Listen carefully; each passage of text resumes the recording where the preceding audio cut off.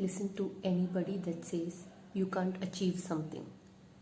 Dream the impossible and speak it into existence. You got to work hard at it, you got to chase it, and you got to never give up. Never doubt yourself. This is what Hamilton, the 7-time world champion, said after the Turkey race.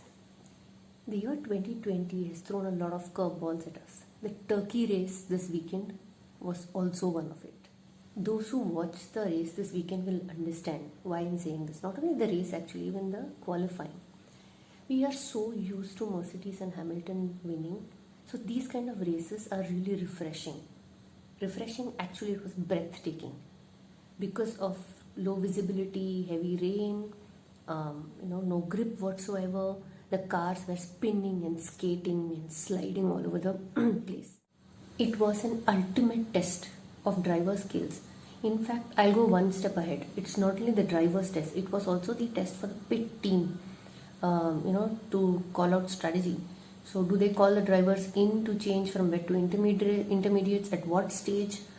And if you do that, the tires will take time to heat up, right? And if they change, and there was forecast of rain all the time, so that will be a big risk. So it was all down to strategy, and we saw that the man with the right strategy won. Now let's talk about the qualifying.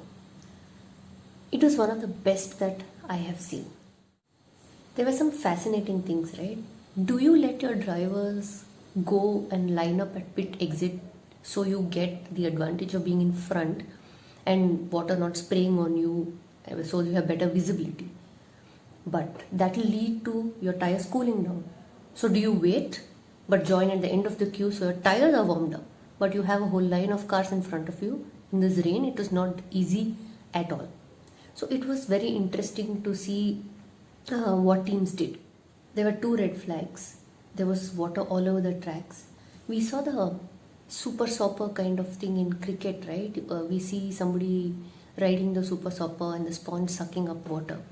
This was like a truck, a high-end truck with rotary brushes pushing the water aside and also the sponge sucking up the water. Those are the scenes this weekend. And in Q1, the order was nowhere close to what we were used to seeing, say a Mercedes driver or a Red Bull driver. Towards the end of Q1, when we were completing, Max and Charles were on, 15 and 16. With Max, it's very rare to see that, but he was ripping at the end of it and ended up with a provisional pole finally in Q1. They swam into Q2.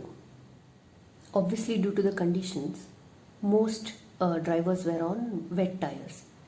So for your information, a wet tire displaces 85 liters of water per second at 300 kilometers per hour speed. So that was required. And then we went into Q2. In Q2, the Racing Point drivers, Perez and Stroll, the Red Bull drivers, Max and Albon, and Raikkonen, these are the only guys who were looking comfortable. Mercedes, Hamilton as well as Bottas were struggling. They were skidding and spinning all over the place. Ferrari and McLaren did not even qualify for Q3. That's how bad it was. But the biggest surprise was Alfa Romeo, both drivers qualified for Q3 for the first time in 2020. In Q3, it looked like all the weather conditions, track conditions were to Max Verstappen's advantage. There was an incident which was interesting in Q3. Perez changed his tires and came out on intermediates, and he got provisional pole. Seeing his performance, the Red Bull team wanted Max Verstappen to abandon the lap that he was doing in parallel and come to the pit. The first 2 sectors, Max was actually fastest. It would have been interesting to see, had he completed the lap, maybe he could have been pole as well. So he went in, and after all this drama, finally Stroll got pole position. He was the 5th youngest pole racer in history. So the order was Stroll, Verstappen, Perez. Mercedes, who has got a pole this year in every race, were in 6th and 9th positions. Add to that the prospect of rains and skidding and spinning and low visibility, no grip, etc. We were in for a mouth-watering race on Sunday, and mouth-watering it was. In 2020, we've got some amazing races, right? And even the first lap has been super exciting in many of the races. The Turkey race was no less. So we saw both the Racing Point cars getting a start. Verstappen's car locked and he was crawling. Vettel to create advantage and he was on third. It was amazing to see it. The Mercedes were all over the place. Bottas, he would want to forget this race completely. The radio conversation that he had, where the pit guy said there are 4 laps to go, and he said, "I wish it was less," summed up his whole race. He was spinning like a top through the race. Again, like the qualifying, there was no grip, very low visibility, and the cars were spinning and sliding and skidding all over the place. Overtaking was almost impossible, and obviously the DRS was not enabled because you don't want the drivers to go even faster. We had 4 different leaders in the first 12 laps. That's how exciting it was.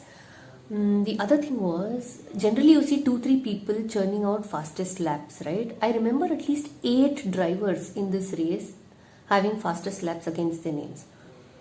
About Max Verstappen, he was doing well on third and he tried to overtake Perez and he lost control. Albon tried to take advantage of that and was racing behind Perez. They have an interesting history or thing going on, right? Because there are talks of Perez probably even replacing Albon, and we don't know if Perez has a seat in F1 today. But that little battle was super interesting. After that, the DRS was enabled in the 30th lap. Then there was a better chance for the drivers to overtake each other. Charles was called in by the Ferrari team to change the tires from wet to intermediate. And he started performing well. Looking at that, all the other teams also started calling their drivers in for a tire change. While all this was happening and the track was getting drier and drier, one particular driver was climbing up the order silently.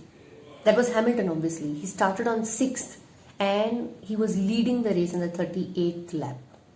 Lance Stroll was leading the race for more than 30 laps till the Racing Point team called him in for a tire change. After which he just did not pick up pace because he had graining issues.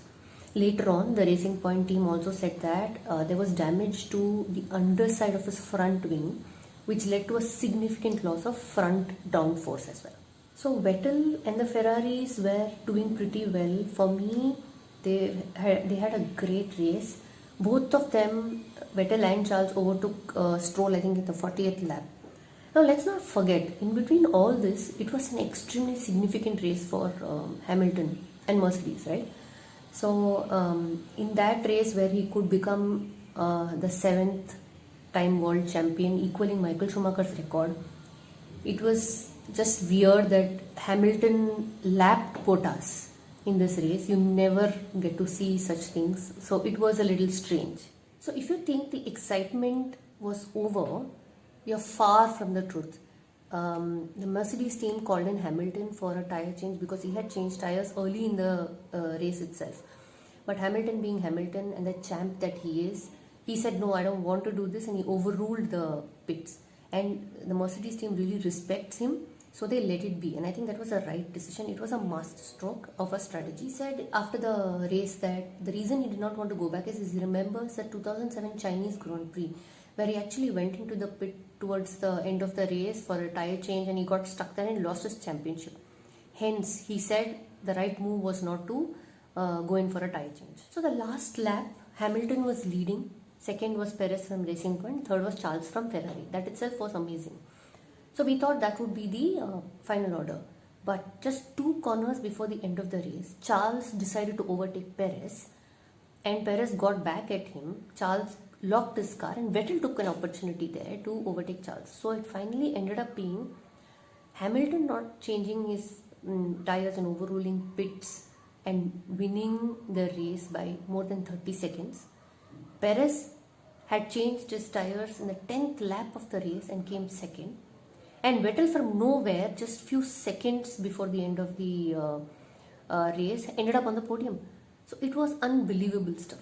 Another driver who did really well, I think, in the race was Carlos Sainz. He gained 10 positions to finish 5th. Red Bull and Renault would have been extremely disheartened, because I think Renault had a great start as well till Ocon and Bottas spun there. So these two teams would have been extremely disappointed. After the race, the image where Vettel got out of his car and first thing went and congratulated Hamilton, said everything about Vettel. I was extremely thrilled to see Vettel on the podium. I think he deserved it. He's had a really tough year with Ferrari. Hamilton was super emotional after the race, and he had a strong message for the kids, which I had told in the beginning of the video. He also said that though they are the champion team, they don't just take everything for granted. They communicate openly, they talk things, they learn from their mistakes, and always have the aim to improve. That's why they are where they are. So with just 3 races to go, the fight for the 3rd position in the constructor standings is between 4 teams. It's Racing Point, McLaren, Renault and Ferrari. So it's going to be super exciting stuff, and I cannot wait for it.